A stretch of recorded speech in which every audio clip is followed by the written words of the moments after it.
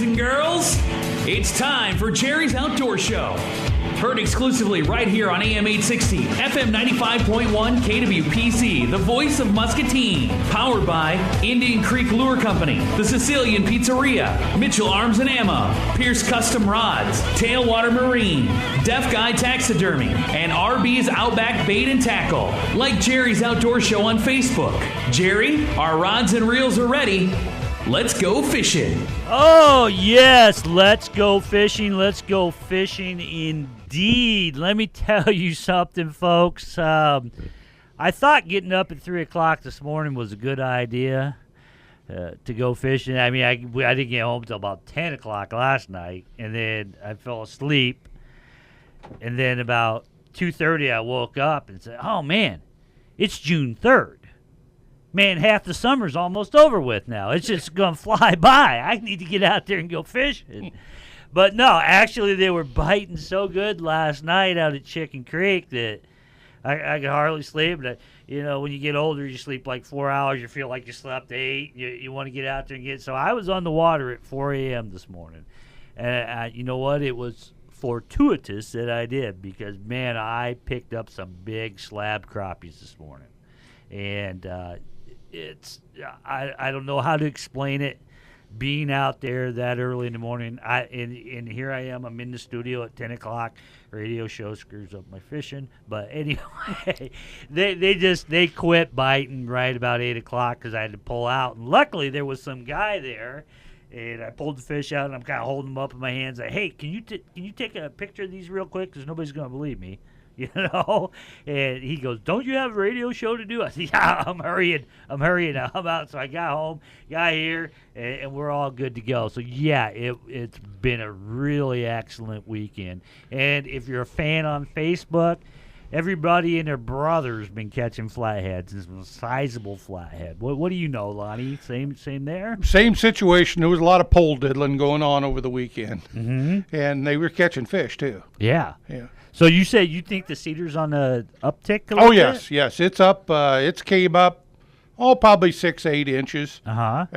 And I didn't notice this morning yet if it's crested. Mm-hmm. But, yeah, it's come up a little bit, yes. Okay, because that would be beneficial because last Friday, I fished so much between last Friday and today, I got to keep my story straight. Last Friday, I went to go to put in at Rochester up there. And if people out by Hinkyville, Rochester, Moscow are familiar with that boat ramp, I don't know what the name of that park is that's there, but it's a long ramp down. Mm-hmm. And so I pulled up and backed the boat all the way in, and it wouldn't drop. My boat sits a little bit taller on the trailer than most, but I've put in there 100,000 times and never had a problem.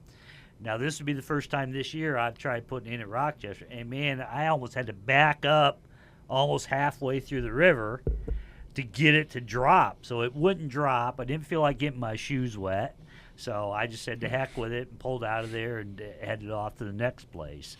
So we were talking a little bit this morning before we went on the show, and you were saying something about, you know, the sand whipping around there, because I know there's that big sandbar that lays out there. Yes. But it must have really whipped around there because I can't even get in there. From the river current, that's Rochester Park is what that's called. You know, the sand fills in along that west side of the river there, comes down through there. You got to go all the way across the river, basically, or kind of work out towards the middle and to get up to the bridge. Mm-hmm. And then you kind of cut back and go back along the west side. Because when I grew up, the channel was on the east side of the river there. Mm-hmm. Completely opposite of where it is now. And they put those rock barriers and stuff in to protect the bridge piers. Mm-hmm. And the water current isn't near as swift as it used to be down through there. And like I say, it's always had a sandbar there. Mm-hmm. Well, now it's really cut back where that sand is just silting in there. Right. So I would say by the time that the river gets down to its normal June, July, August dog day weather, mm-hmm. That that boat landing, unless they do something with it, will probably be inoperable. Yeah, I thought about calling. I don't know who the Cedar County guy is, or I could have called Joe, I guess, and see, get the number, or I could look it up, whatever. But I'm just too busy fishing to worry about it. But yeah, that is a real problem there, and I don't know what they can do, if they can come in there with a backhoe and try to scoop some of that out or whatever. But like I said, I don't know if anybody else is having problems. I just had problems with my boat. And like I said, yeah, I could have waited out there and let it go off the trailer and all that and monkey business. But usually that's why I like fishing Rochester, is just exactly how you said it there on that east side. That's a swift running water there. And right to the tail end of that sandbar, if I anchor right off that sandbar and pitch out into that swift stuff, so it kind of brings up, and that's where I catch a lot of flathead. Or, like you said, cruise up to the bridge there, which is kind of funny about that area, because most of that right there is about 2 to 3 foot, depending on the time of year. But you get up by that bridge, I think last year when I was up there, it was like 16 foot deep. Yes. Right there. Yes. There's a heck of a hole there. Yes, there is. There's a couple of them up and down along that bank, just right at the bridge and a little bit south of the bridge. But that river really gets hard to navigate up through there. When, like I said, when you get into the dog days of summer, it's almost impassable to get up and down to the river from that point there. You throw in at Rochester, if you get in, you go south. Right. Otherwise your next boat landing, unless it's a personal boat landing, your next boat landing is Cedar Alley. Yep. But, and that really does, the way that funnels through there, I mean, that is really got some velocity behind it. So, yeah, you can go out there with 15 horse all the way cranked, and it looks like you're just standing still, But other than that, that's the adventures of fishing on the Cedar River. Now, we got the ramp over there at Moscow, which I don't like that one for some reason. I never have. I just think the way it's sitting there, I mean, I know a lot of guys use it, but to me, man, there's just so much water comes rushing down there, and if you ain't, especially with my boat, because it's a larger, like Lund type V bottoms, it's not a flat John boat. If you're not getting it, if you're not trying to ram it halfway up the trailer, that current's going to push your boat clear off the side of it, which that makes it difficult pulling out. Well, do you remember before they put that angled boat landing in there, the original boat landing was straight right there, right off the pier, where you go down, make the circle, and back straight in, right? And that was, at least you're trying to come upstream and angle into your boat trailer. Right. The way it was set up before, it was virtually impossible to get your trailer up on top. I mean, it could be done, but if you was a real novice at it, you were going to run up on your bunk arms and have your boat half upset before you get her up and loaded. Yeah, that's what it is. I guess when I run for governor, I'll make sure that I address those issues first. There you go. Well, other issues that we have to address is our good friend RB is still missing in action. On the mend? Yeah, I think he's still on the mend, or he just plumb forgot because he didn't do the show last week, so maybe he forgot. It's Friday. His contract expired. His contract expired, so we'll have to replace him with somebody else. But nah, Randy, if you're out there and you want to give us a holler, give us a holler. But other than that, I figured he'd come stumbling in here, but he hasn't made it here thus far. And then, Wes Jordan, you got a little bit of the bug, right? Yeah, I haven't been feeling good most of the week.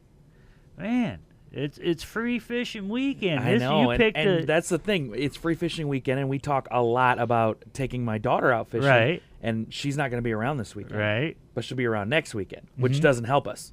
Well, you know what? I can take your daughter fishing with me. I mean, when you with me, you don't need a license because I have a license. Yeah. So, and she doesn't need a license. So, we'll get it together. There's still plenty of summer left. Not much. We went and we had to take some pictures for the newspaper. Right. And they wanted it to stage. They wanted it staged like we were fishing. And she kept saying to me, "Dad, can we put these in the water?" I'm like, "We don't have any line, dear, because you lent me a couple of your poles." And I'm like, "Well, but I have a fishing pole and Grandpa has it." I'm like, "That doesn't help me at all. Grandpa lives in Eldridge. There's nothing I can do about that right now."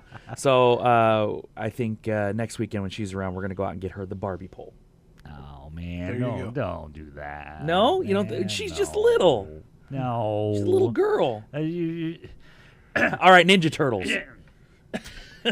You want to be a professional football player with a kid when you're a kid. Did you go out and did your parents go out and get you a Nerf football? Here, yes, this is the same thing. I had a lot of Nerf footballs and a lot of wiffle ball bats because I lived in a small, I lived in Davenport, man. I mean, there's not a lot of room to go throw a real football. And your professional football career went where? I'm on the radio. Point said, point well taken. Well, I tell you, I've got on my pole rack at home, I got a Tinkerbell. I've got an Incredible Hulk. I don't want the Tinkerbell one. And the Spider-Man. Hey, I'm kind of curious. Have you seen these new ones that are out for kids? I mean, they're the little cheapo kid poles, but the line is inside the rod. Have you I haven't seen advertised? Those. Tangle free, this, that, everything. It's inside. It's just a spin cast, but the line is actually inside the rod. Huh. So I wondered, if that would work out or not. I mean, the thing with kids we had this discussion over on the FM side before we come over here. Yeah. Yes, it is free fishing weekend. Uh-huh. If you're fishing with children that are under the age of 6, okay, 5 minutes seems like an hour to them. Yes. I want to throw it out. I want to check it. I want to throw it out. I think it moved. I want to do this. So if you're a parent taking a child out to go fishing, you might as well just leave your stuff at home. Because you're not going to be doing a heck of a lot of fishing. Nope. And I think our good friends at the Muscatine County Conservation Board, they are having a fishing derby tomorrow at Discovery Park. And this is a great opportunity for you to take your child out there. Don't worry about having a fishing pole. They've got them. They'll even show you how to bait it if you're a novice yourself, but your child wants to get introduced into the world of fishing. They're a great help out there. I know they got tons of prizes and a little bit of education on it, and I think it's an hour or 2 hour fishing derby out there. Oh, wow. So that's a good way, because there's so much with the world of fishing that I guess it'd be kind of like me going to a NASCAR race. I don't know nothing about it. Don't want to know nothing about it. They're making a left turn. But, when you get into it, because I used to have, when I had the shop there in Wilton, I had a lot of single mothers that would come into the shop. And, and not saying that women can't fish. Don't go that way. But they were just totally lost. Yes. And they thought it was a cheap, inexpensive way, and it is, for family activity. Uh-huh. So I try to steer them towards a mid-range. I'm not going to give them a $500 G Loomis or anything like that. Just mid-range thing and a quick tutorial. And I always told them, hey, you got my number. Give me a call if you need help with something. And by God, they would come back all the time. Oh, and then when they catch their first fish, it might be a 6-inch bluegill, but to them, that's as big as a 20-inch bass. Well, I know with my grandkids, the youngest one's 4, and the oldest one's 8, and I have another one in there that's 6, a boy. The oldest one's a girl. The 2 boys are youngest, and they come out. They like to go fishing. I've got on that little SpongeBob SquarePants pole. I got a picture of him. He's got about 4-pound carp on it. Oh, no kidding. He's got it draped over his shoulder, and he's trying to stay on the boat dock, haul that in. But one of the things that I found that, if your kids want to go fishing, just simply put a bobber, get a pole line, and maybe you don't have time or the patience, or you have to go a long ways and the water is not conducive to fishing. Let them stand out in the yard and give them a target and let them practice their catching. That's what I did when I was a kid. Right. And that goes a long ways when it comes to when they do get to go fishing. At least they're a little more attuned with the pole. Right. And it pacifies them at the time for their fishing. Well, that's the thing too. Most of your kids' poles are what they call a spin cast. What this is, a spin cast reel. What it basically looks like a bullet, if you want to say like that, and the line is enclosed inside. So, don't go out and get your kid a bait caster. Don't go get them, a spinning reel. Stay with the spin cast. Hell, my dad used to have, I think, 180 of them Zepco 202s, 404s, and used them all the time, The only problem when you get more into serious fishing, If you get one piece of sand in that thing, oh yeah, oh boy, it totally wrecks it. But if you're getting to that serious, then you're gonna upgrade your. And that's what I tell people is like, you don't have to spend $1,000. $20. Well, I got a better deal than that. My dad gave it to my grandson, and it's still in the cabin on the wall. But we have a Ron Popeil pocket fisherman. I have one. You have one also. I have one. I got one. I have one in the box, unopened. There you mint go. Condition. My dad has mine out in Eldridge. There you go. Yeah. Is that what? So you don't hawk it or put it on eBay? Is he holding it for you? Well, I don't know that it works. So it works. We tried it. We tried it when I was a kid a couple times, but I don't think it works anymore. I mean, there's somebody out there that'll buy it. Yep, absolutely. I'm sure they will. But the evolution from when me and Lonnie were kids to what's available now will make your head spin. I remember my first rod and reel that I got was from the American Seed Company. I wanted a rod and reel, and back then, parents were different back then. If they had cell phones back when I was 12, I'd ask my dad, "Hey, can I have a cell phone?" "Yeah, you got a job?" Yeah. Well, no. Well, then you can't have a cell phone. That's just the way it was. So I wanted my own fishing rod. So I had to sell like $9,000 worth of these seeds, go door to door. "Hey, you want to buy some seeds?"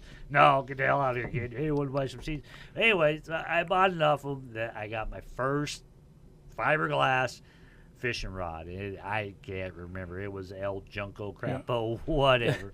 Love that thing. But I learned a lot about fishing. Yep. I learned a lot about don't take it and whip it like a javelin and it splinters and slide it up your hand, because them fiberglass splinters hurt. We started out on cane poles basically, but car doors and trunk lids are very hard on cane poles. So the next thing we come up with, my dad, I think he's still got an old bucket of 202s and 404 parts. Mm-hmm. And we ended up, they just weren't worth a crap for nothing, so we end up basically taking a rod, tying a line to it about 5-6 foot long, your sinker and your weight, or your weight and your hook, and that's what some of our first poles were. Oh yeah, just tying a line to the end of a fishing rod. Many times when I was 12 years old, go fish Mad Creek or something like that. I didn't have any sinkers, so you go buy a bunch of half-inch, or rob your old man's half-inch nuts that he had in the hardware thing. Or tie rocks. Rocks. We used to scavenge the bank along the river and get string. And literally find hooks and stuff on them, and then tie rocks to them to when Dad was fishing there with us, and that was half the fun too, scavenging. Yeah, absolutely. Hey, you're on Jerry's Outdoor Show. Who do we got on with us? Hi, Jerry. This is Al. Oh, here's Al. He's going to tell us about what they used. Hey, let me tell you something. You're talking about that rod and reel with the line going down through it. Mm-hmm. Cabela's made a rod about 10 years ago that had just one guide on it, and then you run the line down through it. You had to have a wire to run down through it. And that was one of the best casting rods for like crankbait.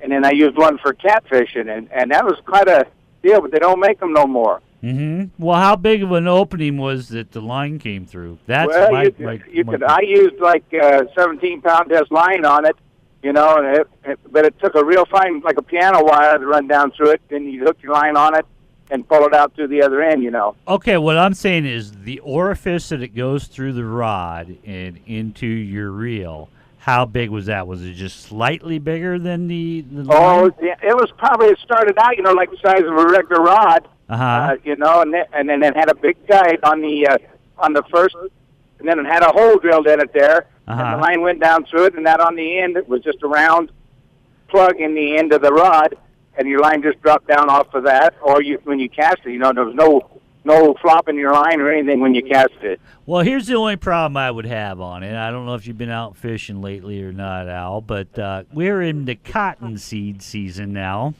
and if I could come up with a fishing line that repels cottonseed, you, me, and Lonnie and Wes would all be a billionaire. That's called cane poling fishing. Because when the cotton balls fly, the carp spawn. Yeah, I mean, I will get them so thick that, I use a slip bobber, and they'll just wind up on that little barbell part, or if somebody uses a knot. I mean, you can't even get it to go through the top of it. Yeah, that 4-pound test line seems like it really wraps up on that, and you can't hardly pull it off of it. Yeah, absolutely. So you've been doing much fishing lately now?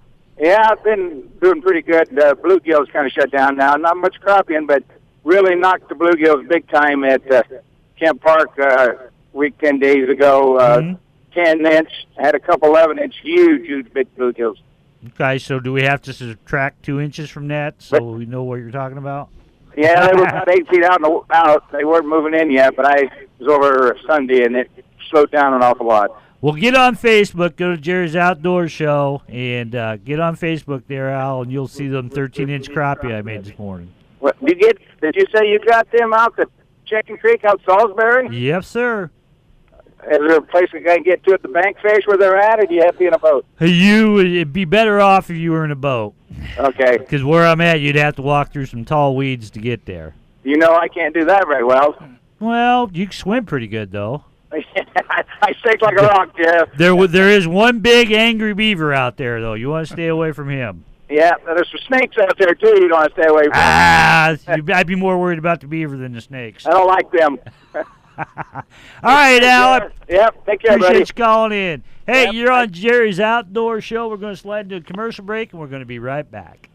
Hey, don't you go anywhere. We've got more of Jerry's Outdoor Show. No man alive likes to be called high-smelling and low down. Right here on KWPC AM 860 and FM 95.1. She said, hello, my name is Bobby Joe. Meet my twin sister, Betty Lou.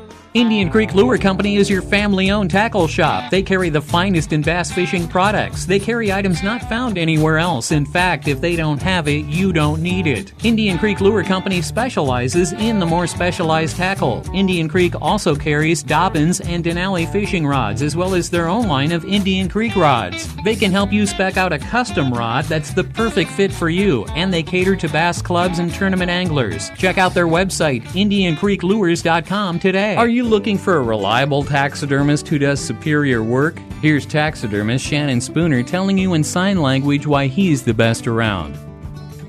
Oh, we forgot to mention, he's deaf. Deaf Guy Taxidermy in Clinton mounts every type of game imaginable, from deer and coyotes, fish and ducks, you name it, he can mount it. Text him, please. Don't call 563-613-4411 or send him an email to deafguytaxidermy@icloud.com. Deaf Guy Taxidermy, proud sponsor of Jerry's Outdoor Show. Listen on KWPC Friday mornings at 10 a.m. Shannon wishes he could.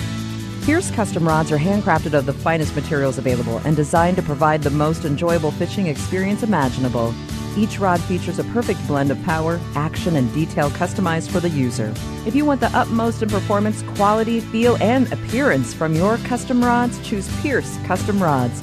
Search Pierce Custom Rods and like them on Facebook or call 563-299-8645. That's a spicy meatball.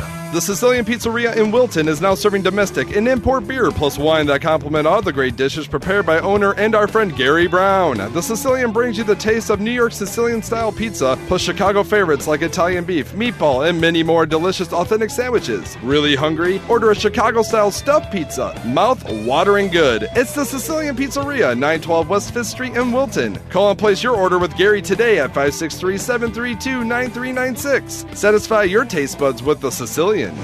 And now back to more Jerry's Outdoor Show. If you've missed part of this episode or any other episode, what were you thinking? Give Jerry's Outdoor Show a like on Facebook. Listen to past episodes on iTunes, Podbean, and jerry'souttdoorshow.com.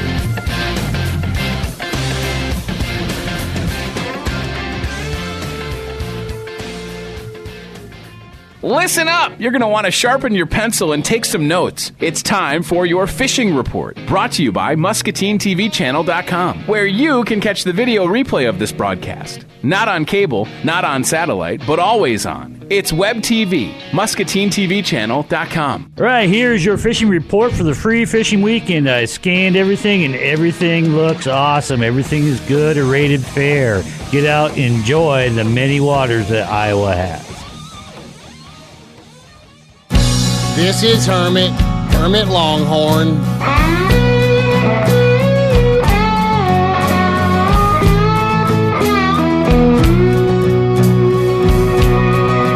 Well, the legend lives on from the Rios on down of the man who lives next to Big Timber. Brewer is his name and Big Fish is his game. Well, that's a lie he will tell you if he remembers. He is the pride of the new Boston side, 'cause Iowa ain't fitting to claim him. The DNR size and the flathead die when Randy Brewer goes fishing. When Randy Brewer goes fishing. And we all go fishing. I'm missing my buddy there. I hate to say it. He's, we'll just say he's on the reserve list, and I'll probably talk to him after the show, but I tried giving him a holler, but he didn't holler back. So if you're still above ground, Randy, call in and let me know. But other than that, I know this is, right now, everybody and their brother flathead crazy. Yes. I mean, I have seen so many pictures of flathead within the last 24 hours. And I mean some big flathead. I've seen a lot of them coming out of the Mississippi. I would imagine that the Cedar should be producing them just as good. There was a lot of anywhere from 4 pounds to 8 pounders. Those were about the average size, nothing as big as was caught last week up around the Rochester area, but just around my area of the woods there along the river, right off of some people, the campers set lines, and they were having real good luck with channel cat, also good pan size, 1 to 2 pound channel cat, and then anywhere up to 4 to 8 pound flatheads. Thing we were talking about last week, and everybody's still emailing me and that, I really haven't heard any reports of being able to float a night crawler. Now, when I say float a night crawler, basically you have a bobber, a little bit of a split shot, and you got a night crawler hanging off, and you're going for anywhere from 2 to 4 foot, and you want some rushing water past some rocks. And what you're doing is you're tossing it upstream, and you're floating it by them rocks, and them catfish just go crazy. I don't know. Have you heard anything about that? I've done that, and I've caught them off the pier doing that, but mostly when I do that, I catch smallmouth bass on the Cedar. Yeah, well, I catch a lot of those. Right, especially right where you're at, right where you're talking about. I don't know if there's a bunch of slabs out there. There's a bunch of there's a lot of stuff that eats jigs right there. I know that. yeah. But anyway, last night when I was out fishing Chicken Creek, these little, if anybody's wanting bait for flatheading on the Cedar, remember I told you last week, Chicken Creek's an offshoot of the Cedar. Yeah. That's where you can get your bait. Last night on the east shore, about 7 o'clock, it was just like boiling. Everywhere was just like boiling.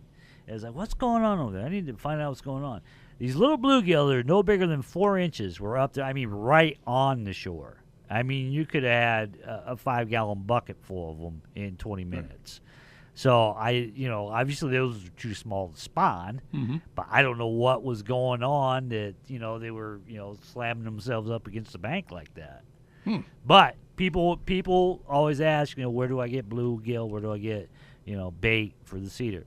Right there. And you get all you want, brother. Yeah. All you want. Well, all that you can legally have, I should say. Yes. But, yeah, and there are plenty. And those are just the nice size for diddy pulling that I like. like, is them little 4 to 6 inchers. Yes. I don't like, using the big ones. Well, if they're any bigger than that, you might as well eat them. Right. You might as well fillet them and eat them yourself. Yep. So, now I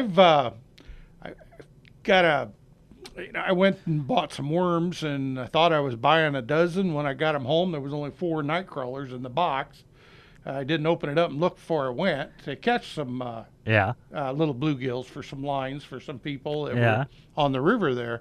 And I feed my fish, out of there, and I get this little kibble that's soft, but basically fish food made out of crap and dog food anyway. The little soft kibble fits on a hook, and by golly, that works fairly well for catching bluegill when they're active like that. Huh. Well, I know Randy uses like this stuff they call bluegill. PBR? No. Marshmallow stuff. They call it the crappie bites or bluegill bites, and they're just little tiny look like marshmallows. I never stuck one in my mouth, but and what you do is you just kind of put it on the end of your hook, throw it out there, and when it gets wet, it kind of gets plasticky and stuff like that. I've never caught a fish on them, but hey, if it works for you, it works for me. You know, but I've always used just like a little chunk of night crawler, and the trick I do with it is, first of all, when I see people fishing and your worm looks like the letter J, to me that's just wrong. Okay, you want that to look like a straight line. So I usually, like, right where the band is from the upper segment, I'll just kind of pinch it off with my thumb there. And that leaves you a good 2-inch to, 1.5-inch worm. And then I just thread it all the way through the top so that hook comes out so that's in a nice straight line. And you can catch 4 or 5 fish that way, with doing that. But that's the way I do it. And I'm not a big bluegill guy. I'm a crappie guy. Yeah. It works for crappie, too. Yeah. So this morning, they were really, really hitting the jig. So they're fired up. Get out there. You want to get in shallow area. Probably you're looking at first light and last light. Once the sun gets up. The water temp this morning was right about 74. I know last night it said 84. But that would just be the surface temp. I'm going to say the water temp is probably a solid 74, 75. On through, so that's going to cause a lot of things to kick into gear. I'm guessing crappie spawn's done out there. Bluegill spawn, I don't really know out there because it's so murky. I didn't see, like we saw up at Belvedere, I didn't see any beds or nests, so I haven't pulled any big ones out of there. Like I said, it was just some smaller ones. Maybe that's why the smaller ones were beating up against the bank. Maybe the fry had hatched and they're running around and that's what they're feeding on, or the big ones are occupied, the other ones are just doing whatever they're doing. I know that the sun was nice and bright the last few days, and I seen something totally odd for me. Anyway, as I was mowing, I chased the ducks and the geeseling, or the geese and the geese into the water. They got nervous. So I went up on the high side of the bank because the water was the sun was directing down where you could see 3-4 foot down. They were either big fish or they were schools of fish, and there was 2 groups of these geese family, had about 8 little ones with them. Uh-huh. These big black schools and or fish were following these geese. Okay, now if you know anything about goose, they crap all the time. So it kind of got me curious on what was following these geese and why, and the only thing I could physically figure out is the crap. You think they're eating their I don't know. But it reminded me of the Jaws show, where you seen the big black shadow. And that's what was following these. Now, I've had guys stand out, they got stumps at the edge of the water. Well, Bill, he stands out there on a stump, and when he sees them big black shadows, he casts out there. Mm-hmm. And he gets spoonbill. Huh. There's spoonbill in your pond? Oh, yeah. Really? Yes. Because the only access point to that pond is you got like an underground culvert, but it's not too sizable. Nope. Or when it floods and it'll back up to those 2 bigger ones, and they get in there. Yep. So So out there in your quarry, which is crystal clear, it's just like deep lakes and all that, did you notice a lot of spawning beds in there? I did notice a few, yes. Mm-hmm. Yes. And the activity along the water's edge was just like last week and this week both, just like what you were saying about Chicken Creek. I don't know if there was something chasing them around and they were banging against the bank or what they were, but I hooked into a couple of things at a 6-pound test, crappie line. Right. And it hit so hard, all it left was the curl of the line where it just threaded the hook right off it. Huh. So, I mean, something hard and big hit it hard and fast. Well, see, what happened over the weekend was my wife, my lovely wife, my patient and lovely wife, decided, I shouldn't be lonely on the boat fishing anymore. Oh, I see. So she decided to get her fishing license. We got her fishing license.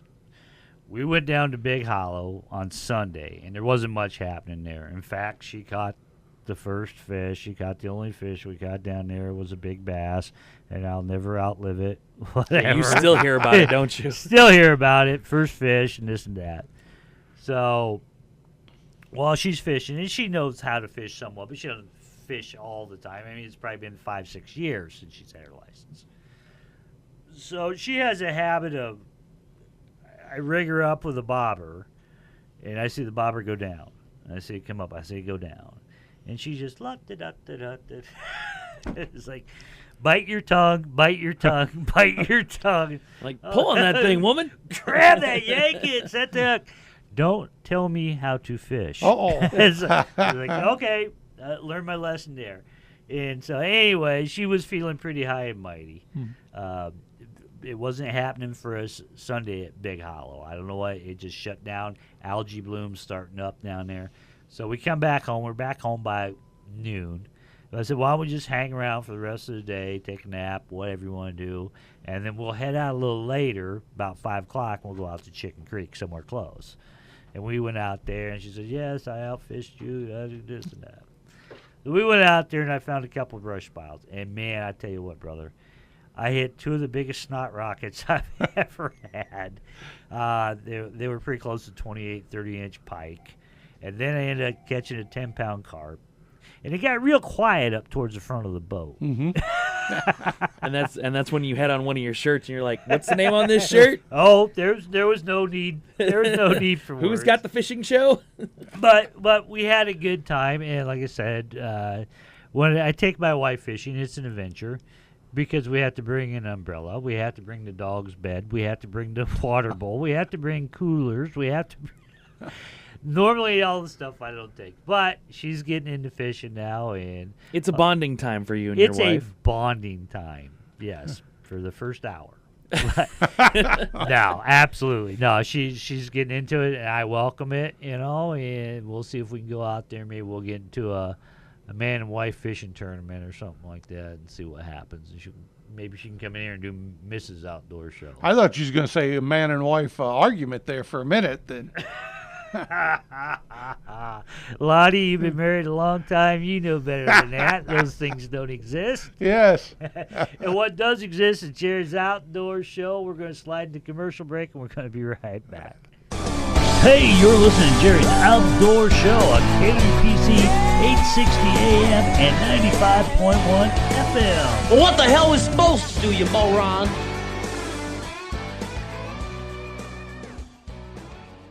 Mitchell Arms and Ammo has moved. Stop by their new location on Park Avenue inside the old Lincoln School. They are still your locally owned gun shop. Owner Troy Mitchell takes his time to find the right firearm to fit your needs. Visit them online today at mitchellarmsandammo.com and start searching their inventory. Suppressors will be available in July. They offer online pricing and local pickup. No freight or extra fees. Just add tax and pick up at the store in a few days. And warranties are honored locally too. Call them at 319-212-0239. The place where he was born and raised. Sounds like a place to fish or baiting down at the bottoms. This is Randy Brewer from the Outback Bait and Tackle Shop. When you're ready to go fishing, to hit the river and local fishing holes, come and see me. I've been fishing our local areas for for over 40 years. I'll be able to set you up with the right bait and tackle for our fishing holes in the area. I'll even throw in some of my experience fishing advice. So before you head out to your fishing hole, come see me at the RB's Outback Bait and Tackle, located 16114 County Road X61 here in Muscatine. Call me at 563-506-0490. Sign says 9 to 5. Call anytime after. We'll get your bait. Is your boat not starting well or running to its fullest potential? Have Nigel at Tailwater Marine take a look and have it running tip-top again. Conveniently located on Mississippi Drive, just south of downtown Muscatine, Tailwater Marine has years of experience and the skills to keep you worry-free on the water. Tailwater also carries towables, water toys, and accessories for your fun and safety on the water. Call Tailwater Marine, 563-264-BOAT. That's 563-264-2628. And now back to more Jerry's Outdoor Show. If you've missed part of this episode or any other episode, what were you thinking? Give Jerry's Outdoor Show a like on Facebook. Listen to past episodes on iTunes, Podbean, and jerry'souttdoorshow.com.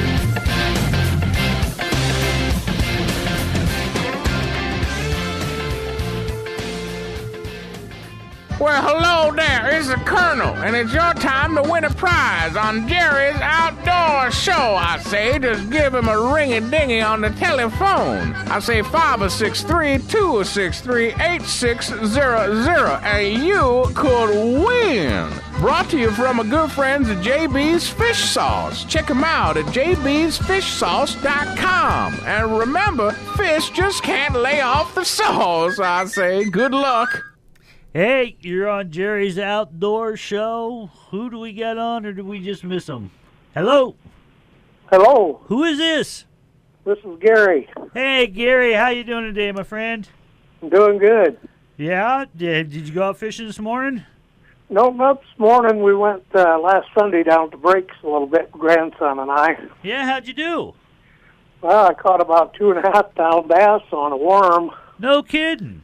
Yeah, I got a little bitty 14-foot boat we just run with the trolling motor, and a couple guys bass fishing out there, and the grandson says, "Hey, we'll trade your boat." He says, "You catching any fish?" And he said, "Yeah, we've been catching some." And he says, "Well, I might trade you." He said, "This boat don't catch no fish." Maybe your bait was broken. Boy, you know what? I'll tell you what. That's what Saturday I went down to the Breaks down there. And I tell you what, Gary, that wind was blowing out of the south so bad. And then it was like blue sky, and then all of a sudden, wham, I got soaked just that quick. Yeah. So, but Sunday was a better day, you're saying? Yeah, we had a pretty good day. We caught 3 or 4 catfish, had nice bass, and grandson caught a couple nice bluegill and real nice rock bass. I don't think I've ever seen a rock bass that big. Oh, yeah? Yeah, he's probably about 9 inches long. Wow, really that is fat. Really fat, huh? Are those good? Are those good eating? I don't know. I mean, I've caught them down in Kentucky before, but I mean, small ones around here. But, yeah. But we put it back because it looked like a full egg. Oh yeah, yeah. So, well, I tell you what. Are you familiar with the station out here, Gary? Sure. Yeah, just stop on out here, tell the gals at the front desk you're the big winner today, and we'll get you some fish sauce. Well, thank you. Thank you, sir. Yep, you have a good one. You too. Bye. Can you, from the Breaks boat landing, can you get back to the Mississippi through that channel, or is that plugged up? No, you can get through there. You can get through there? Yeah, well, you put in at the Breaks right there, and then you go back through, then you got Johnson's Hold, and it varies off. But there again, that part of the Breaks there, you can be in 4 foot of water, or you can be in 20 foot of water, just depending on where it is down there. But that's what I like about the Mississippi. I mean, if I want to fish up here, I can put in at Kilpack. If I want to fish here, I can put in at Big Timber. If I want to fish down by the tubes, put it down by Port. I think it's Port Louisa or whatever. Anywhere, any of them access points down there. But yeah, that wind was Saturday. Whoo. Yeah, I can imagine coming out of the south, just as soon as you clear that chute coming out of the Breaks. Oh, yeah. It'd probably blow you upstream. Yeah, well, it was. And I was like, when I took off, I said, man, I should go south. That way the wind can help push me back. You back. You know? And then I was out there fishing, much of nothing happening on Saturday because that wind was so god-awful. Mhm. Even with 2 anchors out there, I couldn't stay anchored on top of the catfish hole. And then, just blue sky, and I kind of looked up over my shoulders. Whoa, where'd that come from? Before I knew it, it's too late. I was wet. That storm had moved in that fast. Yep. And that's the way it happens around here. Now, during the break, our good friend Fred down there at Muddy River Bait and Tackle down there says that guys are catching cats on the Mississippi floating leeches on the rocks. So that's a good plug for our friend down there, Fred. I know a lot of guys like fishing. We used to go up behind the dam. Used to go to the power plant doing the same thing with leeches there. Yep. So that's awesome. Like I said, I looked over the reports. Pretty much everything is biting everywhere. It's just going to depend. I know we got a little low pressure area coming in, so that might make the afternoon bite a little bit better this afternoon. I don't know. I think it said rain overnight, maybe a 60% chance tomorrow. But hell, it was supposed to rain all Memorial Day weekend. Yeah, the weather this morning, one station said a good chance of rain, and then when I got ready to come to town here today, now at least the different station was saying slim to none. Mm-hmm. If this rain shows up. Right. But like you said, your professional guy that you worked with at the DOT, if you get a little bit of rain in one of the anywhere in the area, it's considered forecast. Yep. Well, anyway, hey, we put this article out a little while ago in the voiceofmuscatine.com, which is the paper out here at the station, and I think it's going gangbusters. I live out in Wilton, so I don't get the paper. Oh, but you will. Will? Yep. We're working on that. Soon? We're working on that right now. Awesome. But anyway, they asked me to put in articles from time to time. And a while back, I didn't talk about this article till now, so we'll just bring it up. It's called Quirky Fishing Tips. Being a radio show host and owning a bait shop, you hear things from time to time. Not all of them's illegal. A lot of them are just strange ways.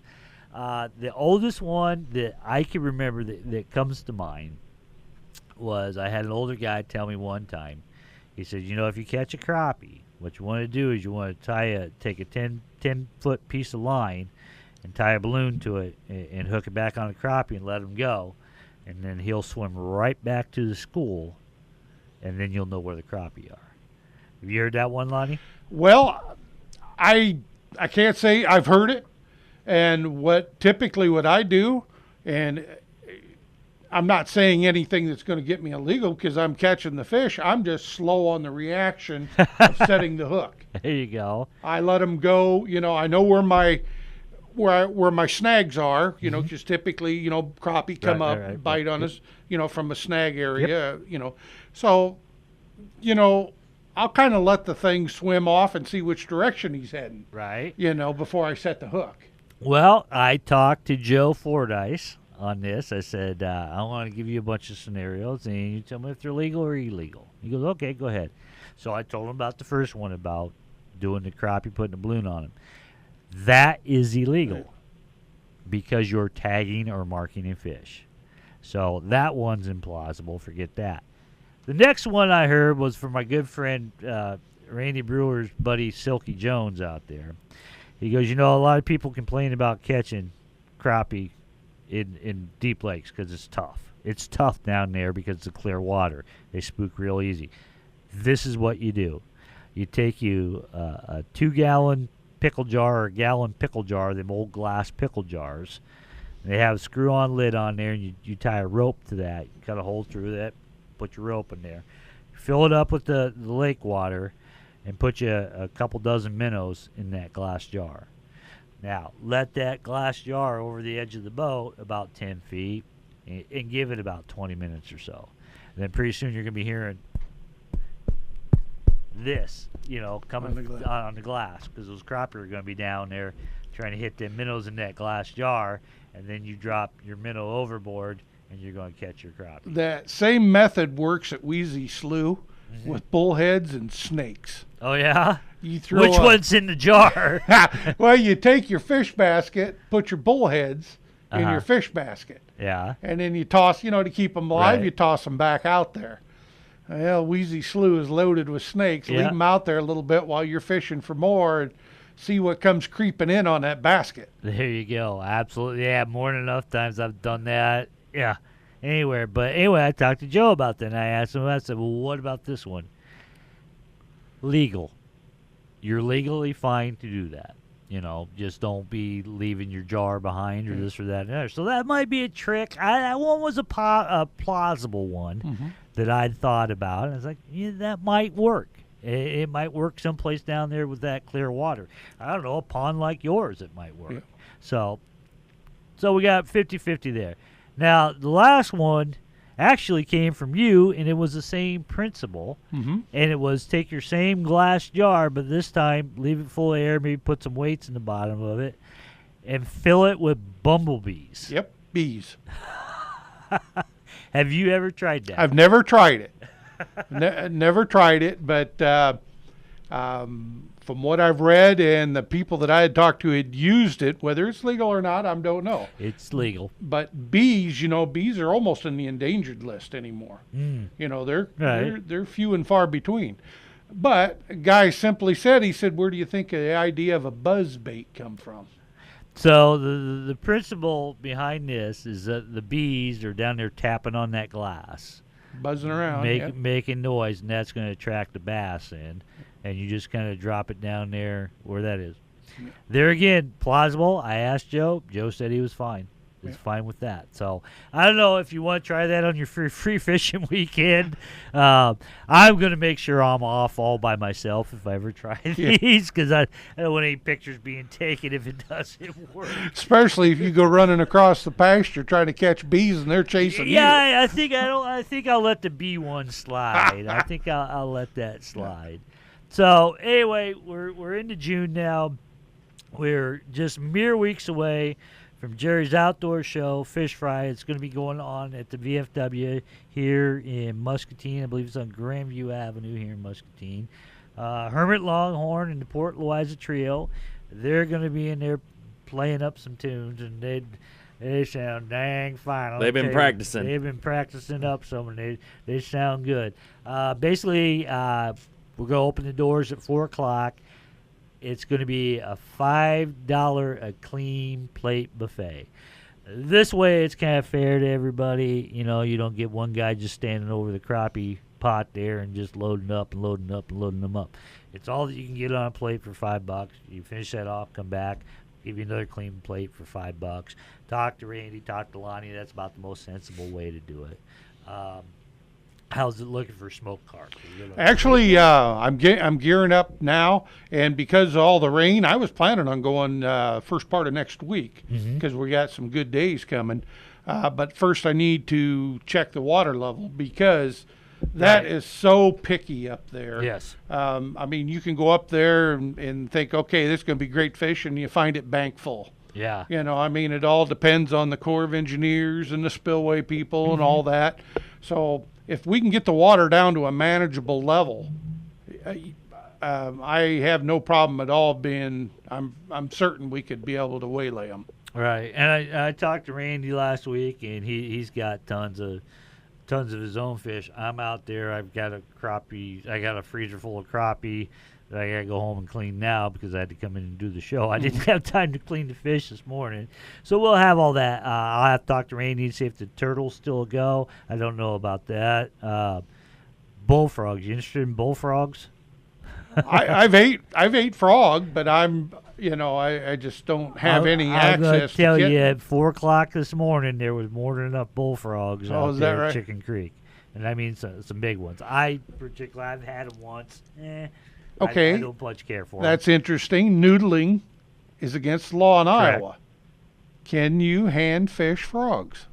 I believe the way the rules are written, there is no hand fishing at all. So, the way we used to do it when we were kids, just a hook and a willow. Worm, just like we used a red piece of cloth. Oh, really? Yeah, just dump through there and pull them up, which we thought was good, but then we found out nobody really liked to eat bullfrog. So, long story. That's a long ways to go on that. Yeah. But there has been a feller out there the last few nights, and I find this kind of interesting.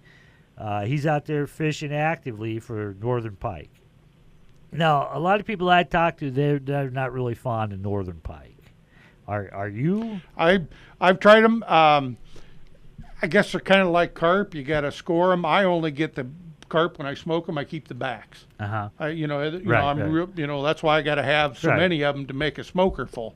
Those things are so bony that they're just not worth the fight, in my opinion. Right, and that's what I kind of said. I said, well, that's usually what our general opinion is here. And he loves them. I think he's from up north and kind of removed to the area or something like that. But it's like, you can have all the ones you want. And I usually see him about every time I go out there.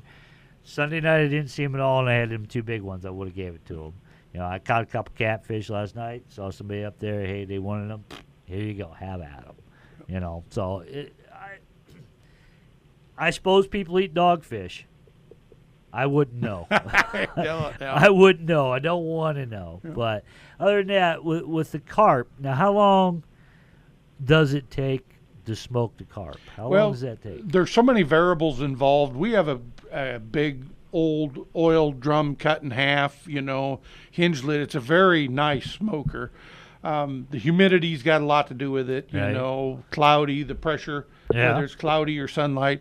But usually on the average, if I remember right, my brother usually helps me, and we put them in there. We can get probably 35 pieces of back, in this smoker, and it'll take probably anywhere from 3 to 4 hours, depending on the weather.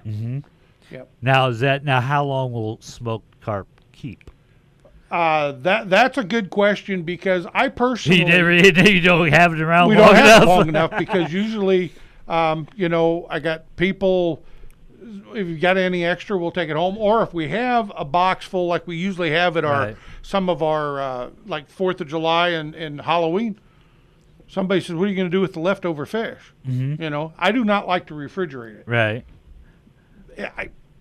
They take it. Right, but what I'm saying is, like, for the fish fry, how soon ahead will you start preparing the carp? Okay, smoking it. I will. They will come from the smoke. See, if Saturday is that. Yeah. I plan on smoking Friday into Friday night, and right now I set my goals on 100 fish.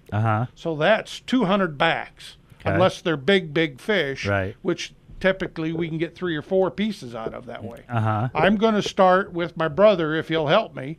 We're going to start Friday, and just leave me enough time to get them all smoked, get them wrapped in paper, and get them into boxes. And then Friday night they're going to come fresh, unrefrigerated, straight from the smoker Saturday. That's awesome, because oh man. And I've had this smoked carp, and it's fantastic. So yeah, hey, if you need help when you go to do it, just let me know, and I'll come out and point people around. Hey, go do that.